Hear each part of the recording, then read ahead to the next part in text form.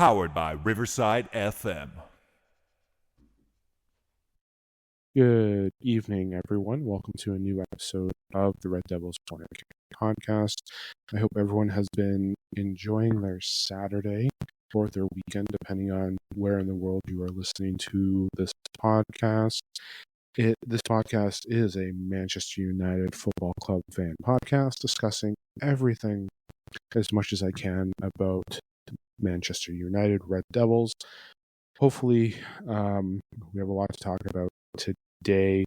But before that, don't forget to hit subscribe, depending on where you're listening, whether it's Apple Podcasts, Spotify, YouTube. Don't forget to follow on Instagram and Twitter as well.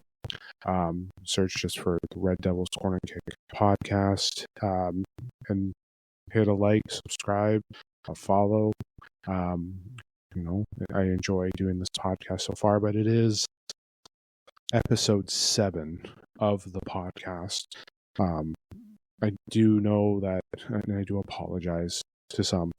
I know last episode I said I'd be back a little bit earlier, especially after the game against Nottingham Forest, and I know it's Saturday night at around 11 p.m. and I'm doing my predictions and my recap of everything that went on this week and lots to discuss. But yes, things that we're going to discuss today. Again, I'm going to recap a very short recap of the Forest loss, 1-0.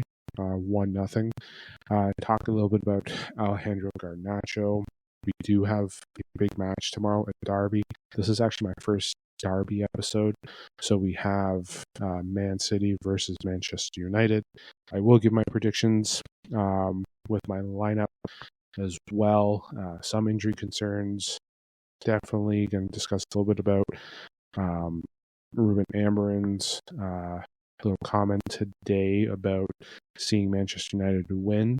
And I know a lot of people are throwing, I don't want to say shade, but they're definitely throwing some comments out there saying that they don't know what he's talking about.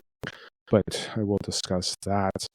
But yes, it's always something new with Manchester United every week. And again, next week is the first match against Lyon, so we have that going on. So when I do my predictions today, I feel like some people may be shocked. I know I'm just in the early stages of this podcast, but it definitely is, it's hard to say when we have that big of a match going on, but I am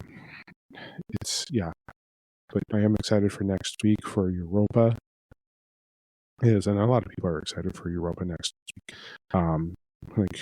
It's the quarterfinals, big games. This is what we're leaning towards.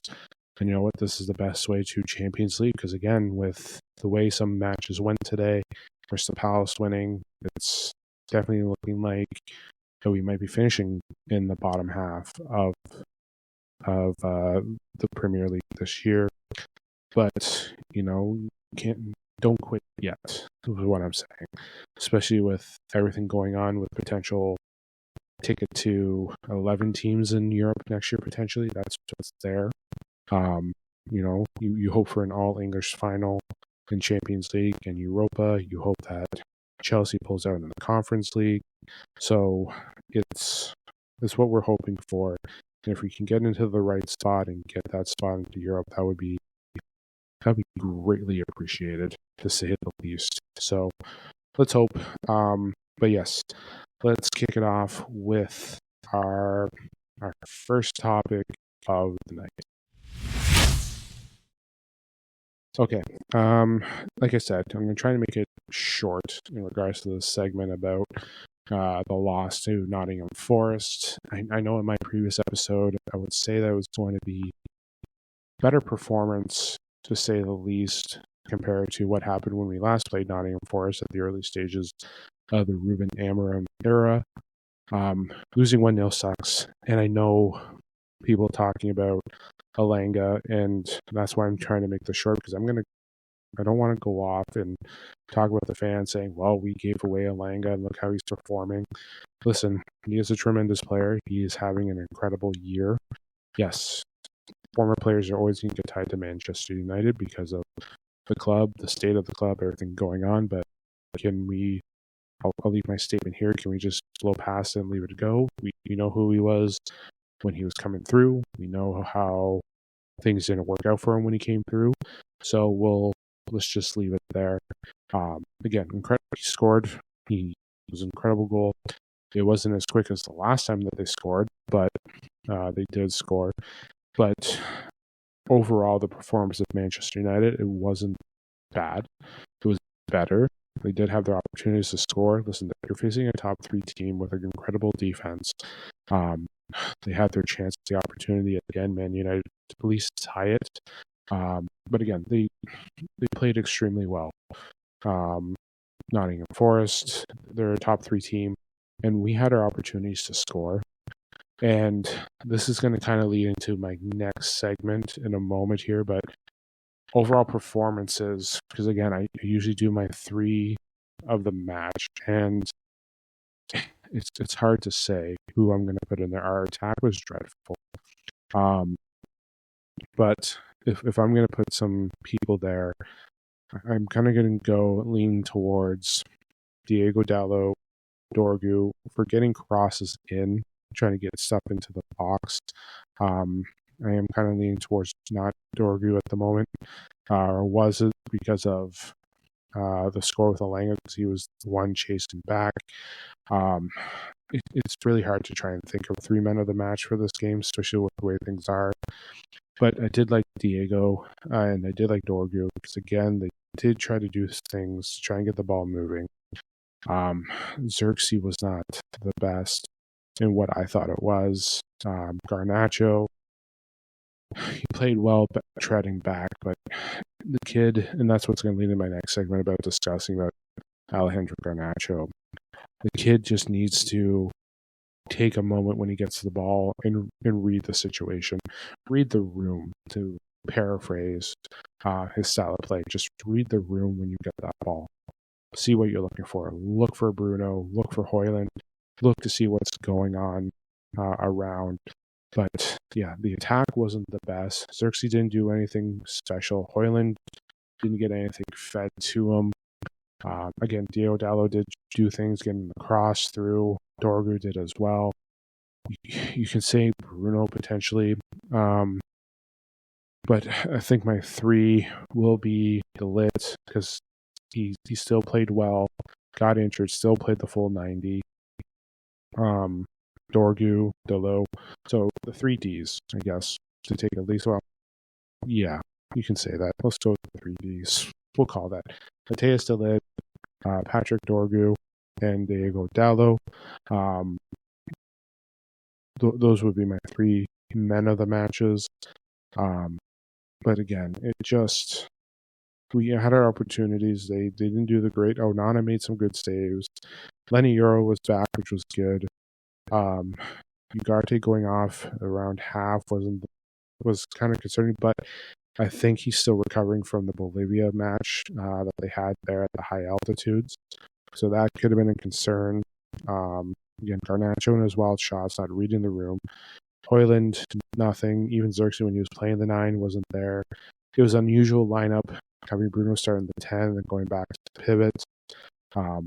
But yeah, overall, it was better performance than it was the last time. They're still chasing, but the control of the possession, the opportunities were there. Just Nottingham Forest in the late season are a better club. Let's just say it there. They are a better club, and defensively they're great as well. They took a tough loss today to Villa, but Villa's a good side as well, especially with their depth. But overall, an improvement from the last time they played Nottingham Forest. But going forward, we have to see the changes. And I think now with Leon coming up, you're going to see a few things. But it's definitely going to be a unique. I shouldn't say unique. Unique is a tough word to say. I think you're going to see some challenges going forward, especially with maintaining like your best 11, especially for the quarterfinals. So we're going to see some changes there going forward. But I know I mentioned Garnacho in the match. And now the next question is there a chance that he gets moved on? That's basically like that game gave a lot of questions, and that's what's leading into my next segment.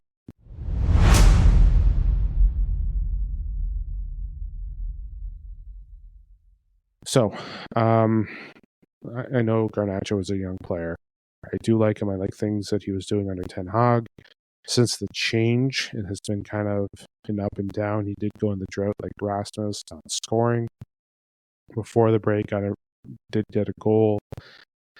We did see now call up for Argentina, but when we're looking at it here, I know I mentioned last episode with the rumors of Bruno going to Real Madrid.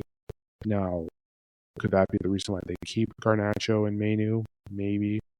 But now when you're looking at it here, when you're playing a club like Nottingham Forest, and you get the opportunities to get the ball, he wasn't making the right plays to Dorgu. He wasn't making the right passes to the middle.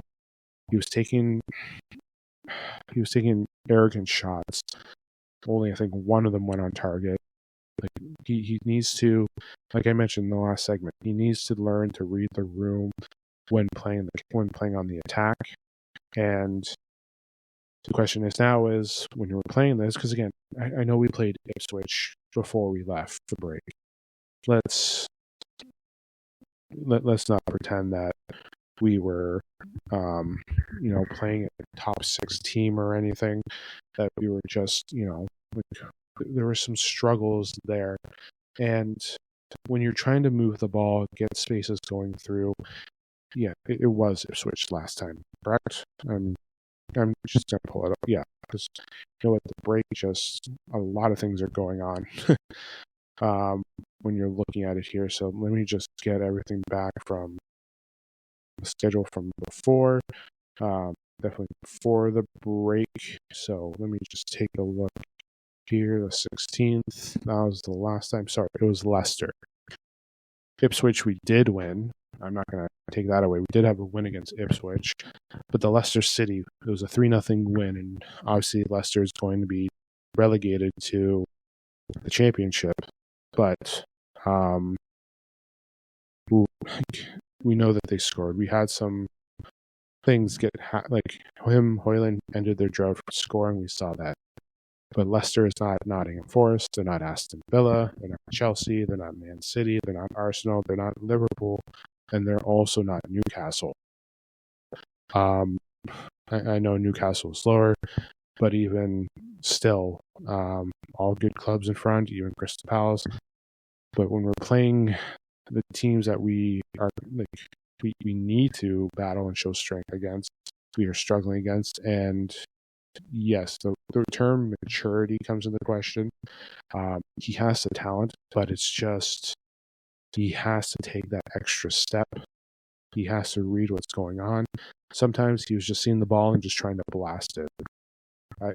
It wasn't the best, but he just wasn't taking those extra 2-3 steps on, hey, let's get this figured out. Let's make the extra pass, make it go. He could hit Dorgu in a couple down belows that could have created a cross. He could have hit, whether it was Eriksson, Bruno, Xerxes. Well, Josh was Xerxes. When you had those opportunities to get there, even Casemiro had some times in the middle when he came on. But the shots, he was playing hero ball, and you can describe the way Garnacho was playing as you can describe as how this team has been playing all year, whether it's a different manager or not. Some are trying to make the plays and become the hero. So I believe it was someone who once said, I heard it this season, they are playing as they're trying to win as individuals, not win as a team. And I think Garnacho was stepping away from that, trying to be that, and stop throwing the whole Ronaldo idolization here. I think he's just trying to put that all on his chest and realize, hey, I can do it. But realizing that extra move he could do will make him better as well. So, unfortunately, a lot of his shots from the right, that left side, we're going far right. Like he like some one or two I think he got on target, but like so many were just over the net. We're very wide right. It would look like some of his wide shots look like my slices when I tee off at golf. For real. That's what it's looking like. And now the question is, should he be sold this summer? He's pure profit. We can use him to bring in some extra talent. We can have him buy players that we need. There's links to Liam Delap. There's links to Kuna, Simoneo, and Mbueo. There's links to players outside the Premier League that we could bring in. Like, should we just tap it in and get that extra profit and help with this club? It's hard to say because he's in his early 20s. We have a young squad, but the one thing too is we do have veterans on that team. Bruno can step in and tell him, "Hey, take the extra 2 steps." Ruben should be telling him to take those extra steps to read. Eriksson, even Casemiro. You have players there that need to take a step up. We saw Rasmus losing it on him a couple times for the arrogance and not reading the past and going through with it. So we're sitting here in this situation wondering, should he be sold? Should he be moved on? Should Mainu be the one that's kept so we can use him in the better 10 position? Because again, every time you see him play the 10 Garnacho, he plays so far wide out that he's not really there to help the striker or move along with the wings that are supposed to be there, helping him out. So it's up to you. Do I believe Garnacho should be sold? I don't want to. If the price is right, take it. If not, keep him for another year. You can continue to develop him. Get someone who can play that position naturally, and he can, watch and see how it goes, and he can develop. If he doesn't like that and wishes to go, then send him away. Sure, I shouldn't say send him away, but sell him. Get that pure profit in. So I think we're at that moment, or we're in a fork in the crossroads here, fork in the road or at a crossroad. Maybe it is time for him to go. Maybe it's time for him to be sold to another, a team that can benefit his talents, where he fits in the system a lot better than what Ruben Amorim's trying to do. And Ruben Amorim's here to stay. He's not going to play player ball, but it's a situation here. And with tomorrow being the derby, that's the ultimate question. And with Leon coming up, is he going to be used much tomorrow? Is he going to be trusted? Because him, Xerxes, Rasmus, Rasmus, I know wasn't getting fed, but Xerxes and Garnacho last week did not do us any favors, and we saw the struggle. We did. We saw the struggle, and it brings into a lot of questions for what I am looking at for tomorrow's matchup. And you know what? I am going to start. That's my next segment right now. It's going to be like the derby tomorrow. This is my first episode of the podcast discussing a derby. But right now, the question is, what lineup does he use? Like, where would Amorim put Garnacho tomorrow? But you know what? Let's go into my next segment and let's talk about the Manchester City Man United derby happening, depending on where you are today or tomorrow. Today, but let's talk about the derby. Okay. Yes, Man City, Manchester United. Listen, we know everyone's going to get excited about this. You're seeing how things are going for Manchester United. You've seen the struggles going on with Manchester United, and you kind of wonder how this match is going to turn out. Erling Haaland is out for the next 5 to 7 weeks. With an injury, hopefully coming back by the end of the season for City, but City still has depth. Let's not hide that from anyone, saying that, oh no, Erling Haaland is the whole Manchester City team. But yes, we do have a matchup tomorrow that's big. So 11:30 Eastern Standard Time. We're looking at here, just pulling up the table. Right now, Man City sitting in 5th. Man United sitting in lovely beautiful 13th at the moment here, just way far back. So right now we're in that situation here. But listen, we know how this derby always looks out. We know the history of between these two clubs. But the question is City in a good spot right now? If you look at their last 5, 2 wins, 2 losses, and a draw. When we're looking at Man United, 2 draw, basically the exact same thing. Actually, a little bit better. Like I said, 2 losses, 2 losses, a draw, and a win for City. Man United, their last 5, 2 draws, 2 wins, and a loss. So, listen, it could go either way tomorrow. But City do have depth. They do have players that play well. And listen, I hope for the best for tomorrow. I really do. I'm definitely rooting for, United. I'm always going to go for a United win no matter what. But we're in a situation here where we know the players will show up. It's Old Trafford. It's the derby. But what are we expecting in terms of a lineup, especially with Leon coming up? Mateus de Ligt is out. He is out. He should be in for next game. They took him out for precaution. So if I'm doing a lineup for tomorrow, and you might think this is mad for what I'm thinking of. Listen, the back 3 is going to be Mazraoui, Harry, and Euro. You're going to have them in the back 3. De Ligt maybe is out. We're going to probably see Lindelof and some depth pieces there for the defense, for the back 3 there. In my middle, Delo, Ugarte should be back and fully good to go. Hopefully he is recovering enough, especially from Bolivia. Bruno and Dorgu. My attack. This is the one thing I'm looking at here when I'm discussing my attack for this matchup. And you can take it however you want when discussing this attack. I'm going with Mason Mount, Eriksson, and Højlund. And I know there's something coming out this week about discussing about the type of injury that Mount has, but he is back. He is playing.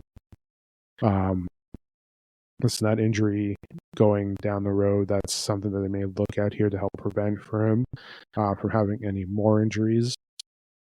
But yes, Onana there.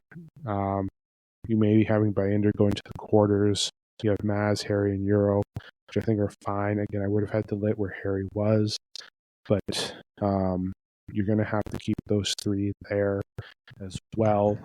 Not having Holland kind of does help us in a favor here because, again, the matchups should be a little bit better, but they still have players that can move the ball. Matmouche, I do apologize if I mispronounced that, City fans. I am sorry.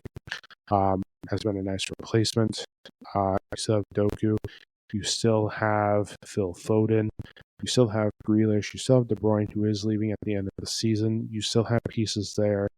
I know Grealish will come off the bench. Usually you have Bernardo Silva, who should be starting this week. But you do have players there. They have depth pieces. You know what they're capable of doing. So it will be a usual derby, as always, hopefully good result. We've seen some lately in the past go very much in City's way. We're starting in the past, and I'm not talking about recent matches. Obviously, us winning back in December and us winning the FA Cup last year against them. I know we lost them in the Community Shield, but we have had outings and derbies before where City have walked all over us, especially, in the final months of, or the last month or so, or I shouldn't say the last month, the season of Ten Hag, the season that we try to forget of how well dominant City were against us.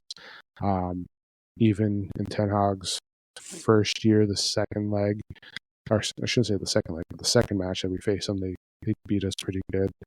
But again, we know we know how much this means to Manchester. We know how much it's going to mean to tomorrow at Old Trafford. But I know that my attack isn't going to be the best, but I think the back 3 is what I think it's going to be. My middle 4, I think it's fine. It's usually trying to keep the most It's going to be the same Final Four that's going to be against Leon, I believe, with Delo, Ugarte, Bruno, and Dorgu. I think that's the best combination that we have. The reason why I'm going with Mount and Eriksson is I think Garnacho and Xerxes need to come off the bench. After last game, Xerxes did nothing. Garnacho with the wild shots. They definitely need a moment to sit back, watch, and I think with the combination of Mount, Eriksson together, you're going to see a little bit more movement and better control. Hopefully you see Hoyland score a couple tomorrow. I would love that. I would really, really love that. So that's my matchup. That's my lineup for tomorrow. I know. Sorry about that. I was about to burp while I was recording, but again, sorry, lost my train of thought there as I mentioned that unusual statement. But I think you have to give those guys a chance. I know a lot of people like, well, it's the Derby. Yeah, I'm well aware of what it is, but for what we lacked earlier this week against Nottingham Forest, I think a change up front will need to be done, and I think Mount and Eriksson are our two options there. It's unconventional. I know some people are worried about injuries, but I think that's what it is. I really do. I think that's what we have to leave it as. So, again, going over Onana, Naz, Harry, Euro, Delo, Ugarte, Bruno, and Dorgu, and then our attack with Mount, Eriksson, and Hoyland. As you're starting up front, you may see Casemiro there, and you may have Bruno and Eriksson together starting at 10. That could be a potential as well, but I think, again, I'm not a superstar manager. I know I'm 7 episodes in, and as much as I can say I'm a United fan and I follow the sport, I'm not that type of decision maker, and I'm doing my guesstimation here of what I think the squad's going to be. So, yeah. So, again, I'm hoping for a win. I'm hoping for, executions, consistency. We know they show up in big games. Like, it's always amazing when they show up for a derby or Arsenal or Liverpool, a Chelsea match. It's those little games. And you know what? Nottingham Forest is a top there. We should have shown up there. We kind of did, but you know what I said about that matchup. But yeah, I know it drives us nuts when they show up for these types of matches, but we need to see consistency and we need to see something with better ball movement. And I think the squad there, I believe, should be right. So we'll see.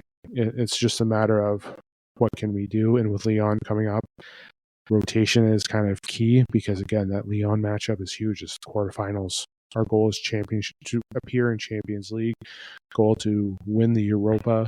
There's no other options left unless the coefficient somehow helps us and we get ourselves in a spot where the coefficient benefits us. That's incredible as well, but it's hit or miss on how everything's going to play out. So, yeah, that's what I have left to say for the match tomorrow. And yeah, this is me coming to the end of the episode of the podcast as well. I know I'm not going to go long like I have in other episodes. Listen, it's hard to predict the summer transfer window with everything going on. I know we've had ties with multiple players, multiple strikers. I've mentioned my idea of the freeze. Like I said, if we're so concerned about money, please look at the talent pool of the free transfers. If there's someone there that can help us with the veteran presence or depth, take a look there. So I would go for that. Again, when we're looking at the cost of some of these strikers, players that we want to bring in, I understand why they're bringing in the young players. But for those high-priced strikers, I think they have to look at options if funds are really the important thing here. So I will spend another episode as later on we go through the week because, again, you're going to see more of it. You're going to see the Manchester Evening News. You're going to see other fan channels. You're going to see Sky. You're going to see BBC, ESPN. You're going to see them all talk about the transfers and what United should do. And you're going to see them ridicule them as well. So, next episode, hopefully, the next episode will be out before Leon. It will be in between. And I do my best to try and get an episode out. I know those fan channels are on the ball. And some of this episode might feel like, a repeat of what you heard from United Stand, United View, Stretford Paddock, ESPN, Sky, Talk, everything that you've heard this week. So if you heard it before, I apologize. If you want to just skip through to the review, you can, of what I think the squad will be like tomorrow, my prediction. But listen, we have to play smart tomorrow. Again, we have to play consistently. They have to control that ball. No stupid long balls. You have to control it and be able to play against, be smart with it. We know how well City can play. We know how well they can move the ball into transitions. We know how Pep can do. As much as you can say how Amorim is basically 2-0 against Pep this season, yeah, that's great. Pep could have something here for us that we're not going to expect. So you got to remember, as much as we are in a spot trying to get ourselves back up into certain spots for United to play better, we're facing an opponent that needs to fight. Like I said, when looking at the table today, you're seeing City in fifth. They are 1 point back of Chelsea. They are 6 points back of Nottingham Forest. So if they get a win today, can get themselves back into at least 3. There's 11 points back of Arsenal. They're in no reach of Liverpool, but they're fighting for a top 5. They have Arsenal or Aston Villa creeping up, Newcastle creeping up. And Newcastle has still a game in hand on them. So if they somehow pulled out 2 victories, you're looking at a different table here. And, as much as Brighton won today, Brighton's only 4 points back if City were to lose tomorrow. So, listen, the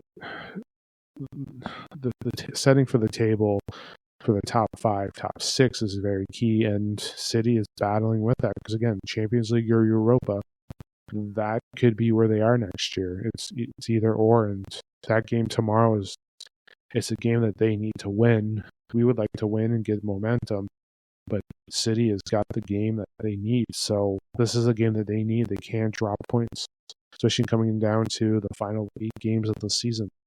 That's where we are. We're final 8. So, again, City's in a battle for position, and if Chelsea pull out a win, they take an extra leap away from City. So, again, I know I mentioned I want a United win. I always hope for a United win. But, listen, the pressure is going to be on us tomorrow. Actually, no, the pressure should be off us a little bit. The pressure's on City. Sorry, I should reiterate that statement. The more pressure is on City for how important tomorrow's game is. For us, it's an important game. I shouldn't take that away. But it isn't. It's a game tomorrow where, City's in a do-or-die mode. And us, we can play the upset. We can play that position where it affects them in the standings. So we just have to wait and see how everything plays out. Again, Newcastle can, if they have the next 2 good games to catch up, and they can take over into the top 5. So we have to see how things play out, to say the least. But tomorrow, the pressure is on City. Man United, just again, consistency, be smart with the ball, have players in the right position, track back when you can, get that attack going. That's what Man United need tomorrow. So that's what I'm hoping for. Listen, I can go on to more and more about what I want to discuss, but I will leave it there as well. So thank you for listening to tonight's episode of the podcast, depending on where you are going to be listening to. Again, don't forget to hit subscribe, whether you're following on Spotify or Apple Podcasts, YouTube as well. Follow us on Twitter and on Instagram as well. I will be looking at TikTok as well because, again, TikTok is another streaming, or not streaming platform, but definitely another social media to help expand the pod as well. So I will announce that once TikTok is available. The YouTube channel is there. You can follow us Spotify and Apple Podcasts, Overcast as well, which is another podcast outlet. So lots of to subscribe, not describe. My apologies. But I hope you do enjoy tonight's episode of the podcast. I hope you guys enjoy the rest of your weekend, depending where you are, your Sunday as well. But again, thank you for listening tonight. Again, enjoy the rest of your day, enjoy the rest of your night, enjoy your weekend. This is the Red Devils Corner Kick podcast. Glory, glory, Man United.